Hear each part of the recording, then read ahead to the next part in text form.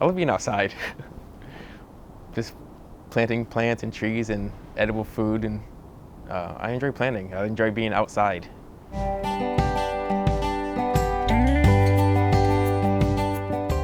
I served in the Navy for 10 years. I joined the Navy right out of high school, and I was an air traffic controller, so I was inside the radar room or inside the ship and didn't get to be outside as much as I would have liked and see daylight.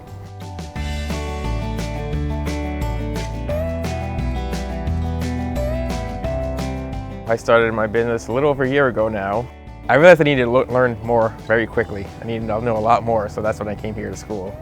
It was definitely hands-on all the way. We went to the Arboretum every Monday morning, collected samples, and we studied them throughout the week, looking for different plants and driving down the road and be like, hey, I know that plant over there, I know that tree, I know that shrub. I worked for myself during that whole year, which was a struggle at times just to get everything paid. For a couple of weeks I actually did live in my car. I lived in my truck with my 2 dogs. My German Shepherd got mad at me after a while because she didn't get to run around as much. So the scholarship that I received was the Pine Lake Scholarship, and I received the General Hort Scholarship, and I received one from Laura Wild Frog, which was the special project one. Definitely they all helped, and I'm very thankful and appreciate that I got those scholarships. I'm really thankful for receiving them and thankful for the people who put the money out there for the scholarships, and that they looked at me and realized I had a dream and wanted to go for it, and they gave me the opportunity. Now that I graduated, I still plan on keeping my own business going, and I would like to change. I would like to do more designing with my own business.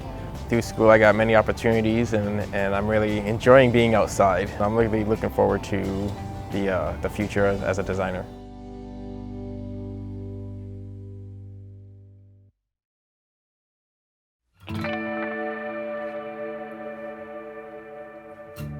I decided to be a nurse because I had a son who was born with a medical condition. He's now 5 years old, and he was born with something called Pierre-Robin sequence.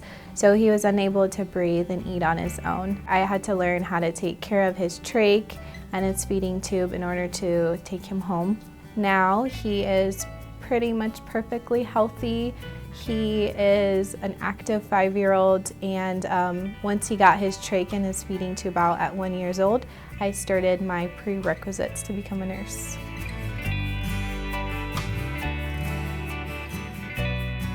Working at Evergreen Health and going to nursing school really work hand in hand. That's why I wanted to get a job while I was in the program, because having hands-on experience really makes a difference. At Evergreen, I am a unit tech, which is another word for a CNA, so I'm a nursing assistant.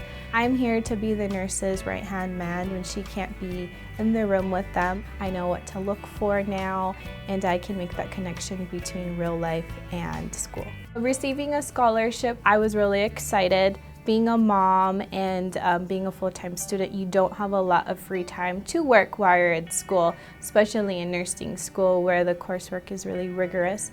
So I felt really thankful and excited and appreciative of the scholarship.